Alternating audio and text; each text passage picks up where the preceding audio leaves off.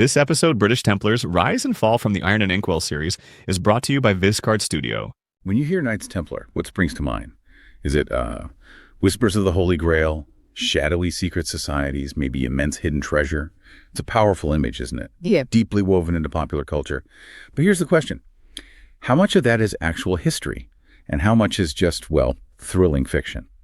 Today we're taking a deep dive into the true, often quite surprising story of the British Templars. Forget the Hollywood versions. We've sifted through a stack of sources, medieval chronicles, cutting-edge academic research to pull out the most important insights for you. Our mission, basically, to give you a shortcut to being genuinely well-informed, packed with surprising facts that might just challenge what you thought you knew. Exactly. Our mission today is really to create a much more rounded view of the British Templars. We want to move beyond the sensationalism, understand their complex dual identity, military and monastic, and crucially, how their sort of pan-national objectives, their big picture outlook, truly shaped everything they did. Okay, let's unpack this then, and maybe shatter some myths right off the bat. So what the Templars weren't, definitely not guardians of the Holy Grail, not some global cult of satanic worship. And maybe most disappointingly for some, definitely not a medieval Club Med. No swim-up bars then.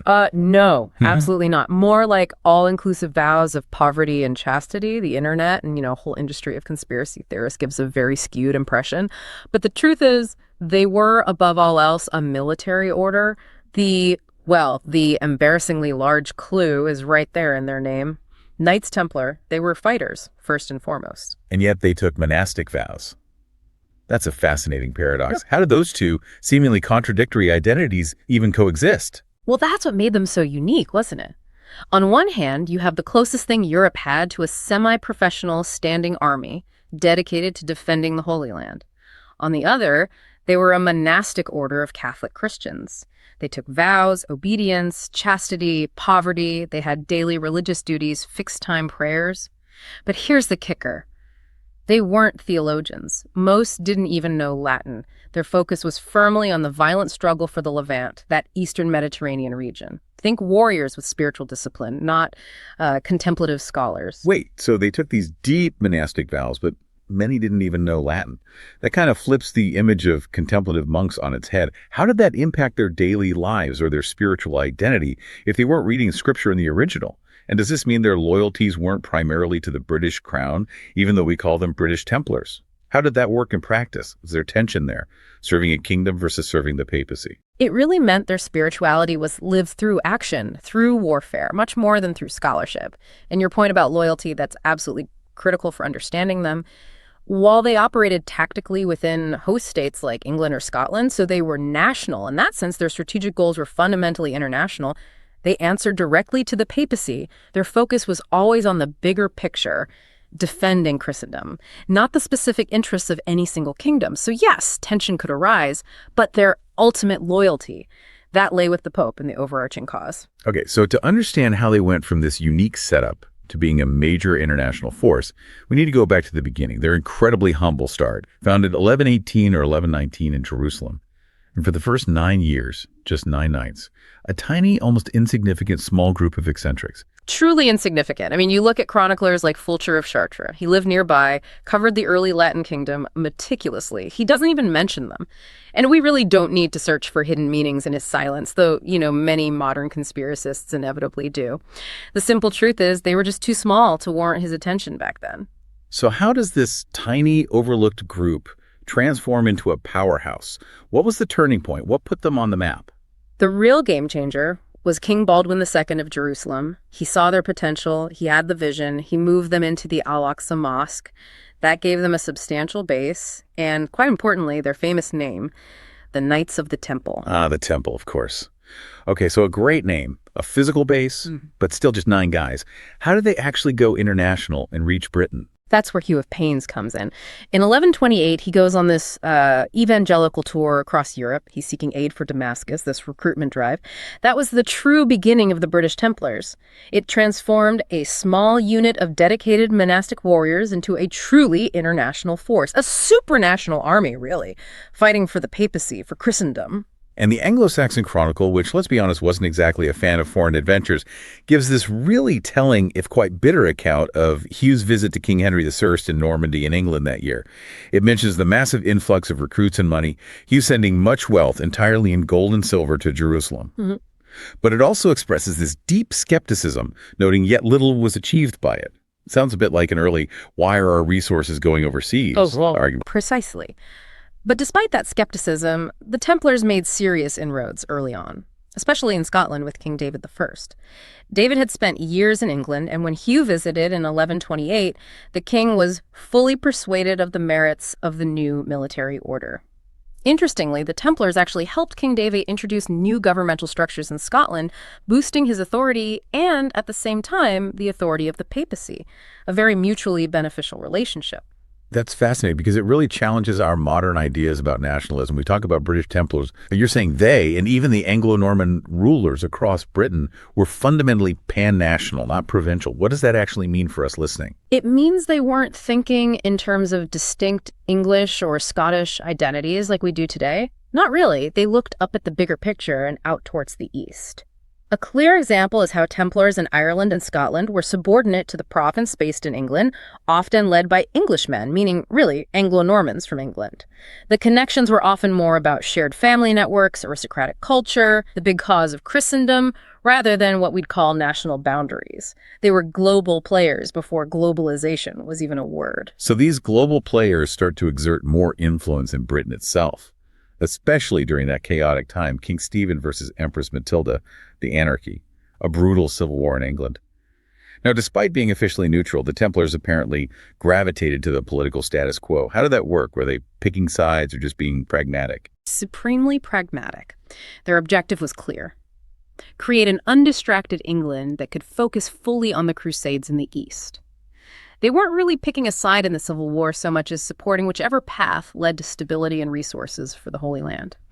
We see concrete examples of patronage. King Stephen and his wife gave significant grants in 1141-1145, but Empress Matilda and her supporters, like Ranulph of Hastings, donating the big estate at Hurst, also contributed significantly. Actually, over 2/3 of the grants during this period came from Stephen's side, often linked to family connections to the crusading movement, like Stephen's own father dying while fighting in the Holy Land. And that growing status becomes really tangible with their new headquarters, the new temple in London. Moved from Holborn by 1161, building started late 1150s. Henry II was apparently closely involved in creating this state-of-the-art building. It's interesting, though, that the London New Temple was significantly less ornate than the one in Paris. Maybe a subtle point, given the rivalry between the English and French crowns. Could be. And what's truly fascinating here is their crucial, multifaceted role as agents of the crown under Henry II. The Templars worked tirelessly as mediators, they helped broker truces during the anarchy, and they were deeply involved in trying to patch up that bitter rift between Henry II and Thomas Becket. Despite being famous warriors, in the West, they were remorseless peacemongers. Why? Because freeing up the king from conflicts at home meant he could focus on crusading. It's almost ironic, isn't it? These fierce warriors were also key diplomats. So warrior monks and diplomats, and financiers too. You mentioned their financial expertise became indispensable. Henry II, after Becket's murder, trying to, smooth things over, agreed to pay huge sums of money through the Templars for the Holy Land. You could almost see them that way. Not just warriors, but maybe medieval Europe's top financial institution. Henry II, seeking atonement after Becket, funneled massive sums, 30,000 marks, think enough for 200 knights for a year, nearly a third of the entire knightly force in the Latin kingdom directly through them. This wasn't just patronage, it showed unparalleled trust in their network. They were effectively the central bank for the Crusader states. And the Saladin tithe in 1188, that was an early hypothecated tax specifically for the Crusade, and the Templars were central to collecting and moving it. Their ability to free up the king wasn't just diplomatic, it was economic too. And speaking of economics, their impact back here on British soil was pretty profound, wasn't it? Turning estates into productive centers. Absolutely. They had a huge economic impact in Britain. They transformed many estates into highly productive agricultural hubs. Places like Cressing Enormous, 1,400 acres, and Balsall were actively developed. They built impressive barns, mills, even got involved in urban development, town planning. They really sweated every asset to generate resources for the East. Master administrators as much as master warriors. Okay, let's switch back to their core identity. the warriors. They were famed for bravery, military sophistication in the East. During the Second Crusade, King Louis VII of France, recognizing their expertise, actually gave them tactical command of his whole army. Things got so desperate that everyone in his army had to take an oath, become temporary lay brothers of the Templars, just to enforce their strict discipline. That's a massive vote of confidence. It truly was. They were the ones trusted to lead these determined and coordinated charges, form the disciplined rear guard. But despite their skill, the situation in the Holy Land was getting worse, rapidly. Under Turkic warlords like Zengi, the Franks were increasingly on the back foot. It led to the fall of Edessa, that unwinnable war for Damascus. And this constant grinding conflict had a huge human cost. Like the bloodbath at Ascalon in 1153. The Templar master, maybe 40 brothers killed when they broke into the city, but the main army didn't follow up. It must have felt like a real meat grinder. So that flow of new volunteers from Britain, it wasn't just a bonus, it was essential, literally the lifeblood of the order. It absolutely was, and that grinder just kept going. The rise of Saladin led to the catastrophe at the Battle of Hattin in 1187. The Templars were almost annihilated. Brother Taricus, the most senior survivor, sent these desperate letters back to Europe, begging for help, saying the order was practically wiped out as a fighting force. Just devastating. But then comes Richard the Lionheart, a king with deep personal political ties to Jerusalem. How did the British Templars specifically help his crusade? The British Templars, as masters of Middle Eastern warfare, were crucial. They trained Richard's army in tactics like the fighting march, that complex moving box formation to counter Turkic light cavalry, and their role in Richard's Third Crusade fleet, totally comprehensive.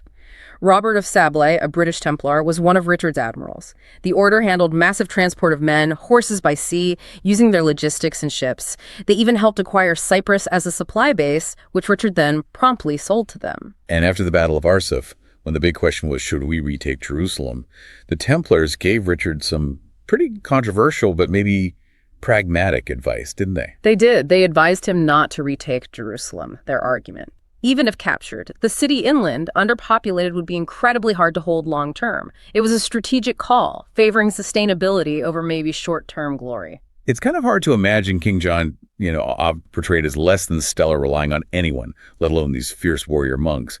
But our sources say he became incredibly reliant on them. Why the Templars? Well, despite his own shortcomings and lack of crusading enthusiasm, King John found the Templars indispensable. Truly, he used them as diplomats. As financiers, they were key in funding the English fleet that stopped the French invasion at Dam in 1213. As castle inspectors, even as money transporters during the baronial revolt, they were indispensable because of their professional skills and, crucially, their non-partisanship. In a divided England, they were trusted agents. So for centuries, they're this powerful, indispensable force. But then the narrative just shifts dramatically. Their fall, we're talking about a meltdown on the Eastern Front, ending with the devastating fall of Acre in 1291, the Templar Grand Master William of Beaujeu, the British Templars fighting with incredible bravery and ended in horror as Acre fell. An eyewitness describes an English squire being burned alive by Greek fire in the final assault. Just a brutal end to their Holy Land presence. And by this time, the Templars back in Britain were really just a shell of their former selves. Only about 150 were arrested in the end, many elderly or infirm. Most estates were run by leaseholders, not resident brothers. What really stands out, I think, is how their perceived arrogance and, greed, even though their wealth was documented property, not some secret treasure hoard, made them increasingly unpopular. Europe was getting tired of their privileges, their reputation started working against them. Which just sets the stage perfectly for their sudden, shocking suppression. Friday the 13th, October, 1307. Simultaneous dawn raids across France, mass arrests of French Templars. The combination of shock, dislocation, and torture was just overwhelming. It led to widespread confessions, many clearly fabricated under duress. Yeah, and the contrast with the British trials couldn't be starker. Edward II was famously reluctant to act. The Templars here got comfortable imprisonment, absolutely no torture, and consequently, almost no information of substance came out in their interrogations. The charges themselves were frankly absurd. Calf worship, for instance, which the sources highlight as ridiculous, especially compared to the cat worship alleged in France. They're clearly fabricated by inquisitors just grabbing existing heresy tropes off the shelf. So if the British trials produce basically nothing, and the charges sound utterly ridiculous, how is it even possible to make them stick elsewhere? And maybe more importantly, why would anyone want to bring down an order that had been so valuable for so long? That really is the million-dollar question, isn't it? The real crime of the Templars was quite simply redundancy. With the permanent loss of the Holy Land, their whole reason for being, their raison d'etre, was fundamentally questioned. Unlike the Hospitallers, who adapted, captured roads, found a new purpose, the Templars failed to justify their continued existence. They kind of held out for this big, unrealistic crusade that just wasn't going to happen. Philip IV of France, heavily in debt to them, needing their assets.